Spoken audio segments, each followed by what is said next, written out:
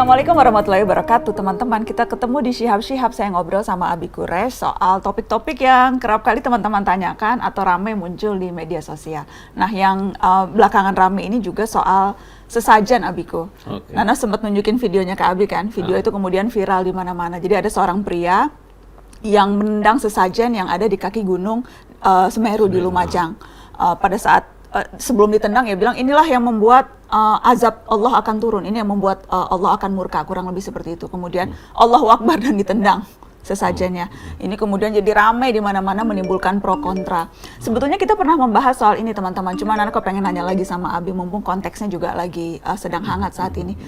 Jadi soal sesajen, Bi, bagaimana sih Islam, Al-Quran, apakah pernah berbicara soal itu? Prinsipnya begini, kita segala kegiatan kita hendaknya diarahkan kepada Tuhan. Bermohon, kita hendaknya bermohon kepada Tuhan. Kalau Anda bermohon kepada manusia, sebelum bermohon kepada manusia, bermohon dulu kepada Tuhan, agar Tuhan memberikan kepada manusia ini kemampuan untuk memenuhi permintaan Anda. Nah, apa yang dipersembahkan kepada sesuatu itu bisa bermacam-macam motifnya. Bisa jadi saya mempersembahkan sesuatu, katakanlah ke laut, supaya ikan bisa makan. Saya berikan ke hutan, supaya kera bisa makan. Itu sesuatu yang baik-baik saja. Saya tidak kaitkan dengan bahwa kera bisa memenuhi keinginan saya. Ada lagi, kita menyerahkan sesuatu yang kita namai sesaji atau sesajen itu dengan keyakinan bahwa inilah yang membantu saya mencapai. Potong kepala kerbau supaya tidak diganggu jin dalam pembangunan. Itu tidak. Tapi kalau Anda menyembelih kerbau, menyembelih sapi untuk Anda sedekahkan dan makan bersama, tidak ada masalah. Nah, tetapi kita anggaplah bahwa sesaji yang diberikan di kaki Gunung Semeru itu memang bermaksud untuk memohon bantuan suatu kekuatan selain kekuatan ilahi. Nah, ini yang kita harus hati-hati. Karena begini, setiap masyarakat menurut Al-Quran ada hal-hal yang dianggapnya baik. Nah, apa yang dianggap baik oleh masyarakat tertentu, jangan ganggu itu.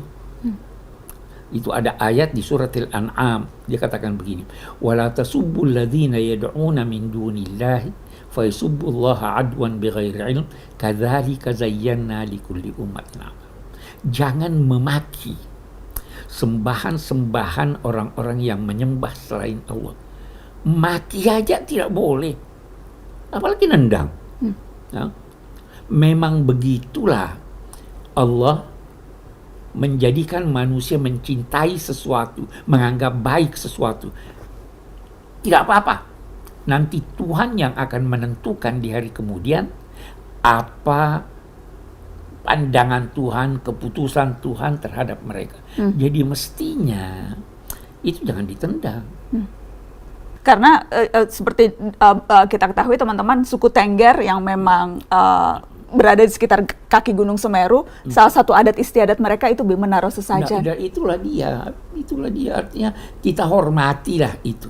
Ya toh, menghormati itu bukan berarti kita setuju. Itu adatnya, itu kebiasaannya, itu kepercayaannya. Kenapa mau diganggu? Al-Quran berkata ini. Banyak sekali ayat itu. Lana a'maluna walakum a'malukum. Kami punya kegiatan amal, kalian punya kegiatan juga. Silahkan masing-masing kita.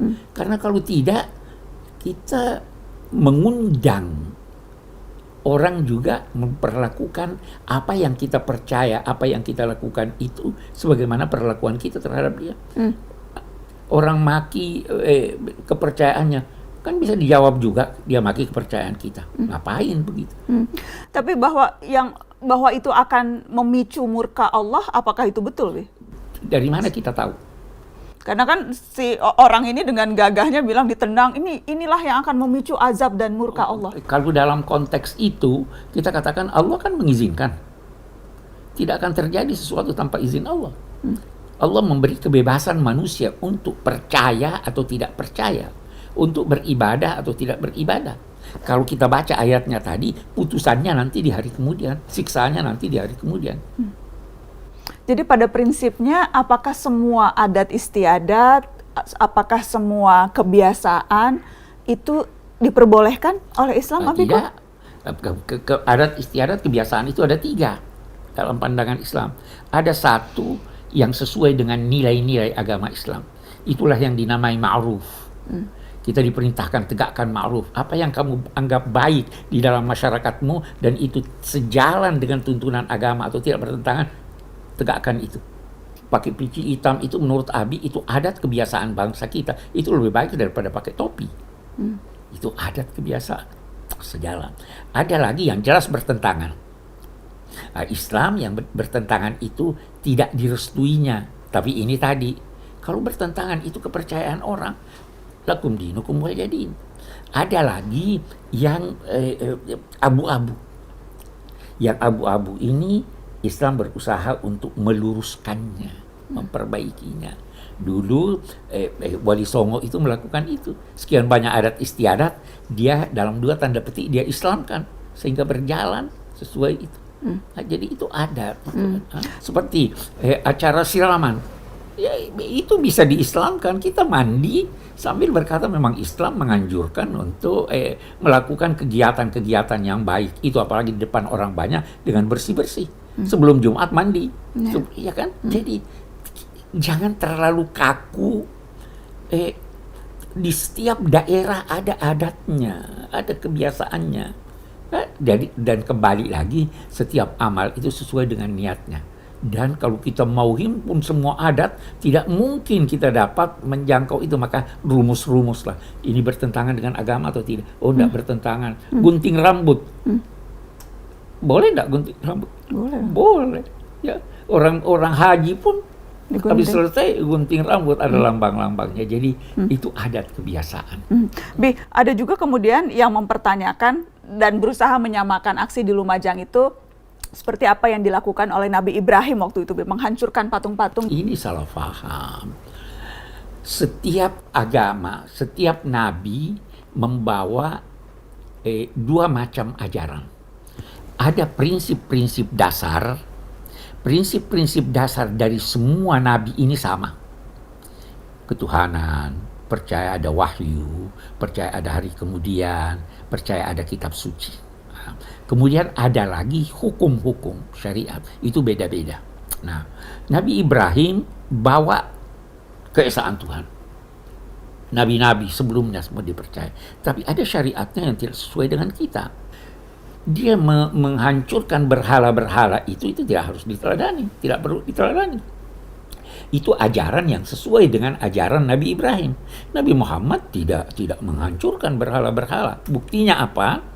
Sahabat-sahabat beliau yang faham agama ketika ke Mesir, ketika ke Irak, ketika ke Syria, itu menemukan berhala-berhala, mereka tidak hancurkan. Tapi kan Nabi Muhammad juga sempat menghancurkan berhala ketika masuk Bagus. di Mekah, Bi. Bagus, itu bagaimana? Bagus. Mekah itu punya status khusus. Mekah itu adalah tanah suci yang oleh Allah dan Rasulnya dinyatakan tidak boleh dihuni kecuali orang yang beragama Islam. Sekarang kita mau analogikan. Sekarang ini dikenal visa. Visa itu kebijakan negara dalam konteks menjaga keamanannya dan menampakkan keindahannya. Ya kan? Nah, sehingga bisa saja satu orang dilarang oleh negara masuk ke negara itu karena bertentangan dengan falsafat dan ininya.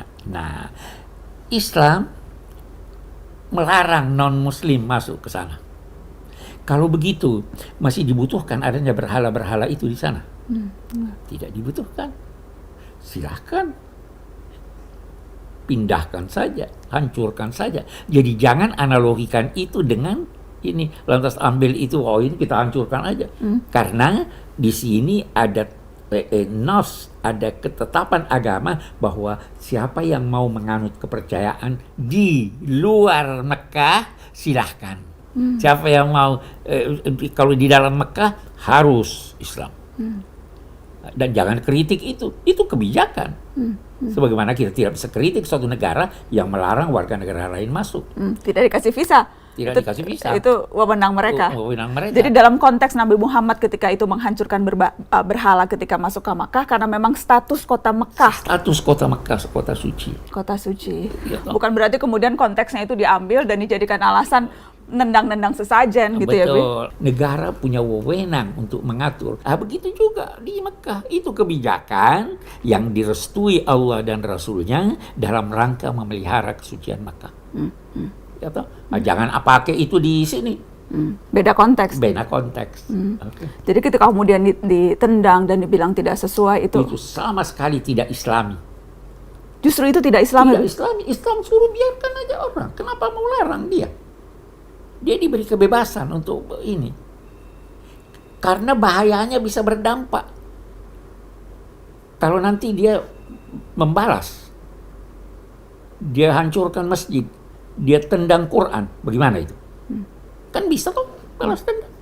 Kalau kita bolehkan ini, si A melakukan itu, bolehkan juga si B melakukan lawannya. Daripada kita bertengkar, mari kita saling menghormati. Tetapi sekali lagi, penghormatan pada sesuatu bukan berarti persetujuan. Penghormatan bukan berarti persetujuan. Oke. Thank you, Abiku. Terima kasih teman-teman sudah menyimak Syihab-Syihab. Assalamualaikum.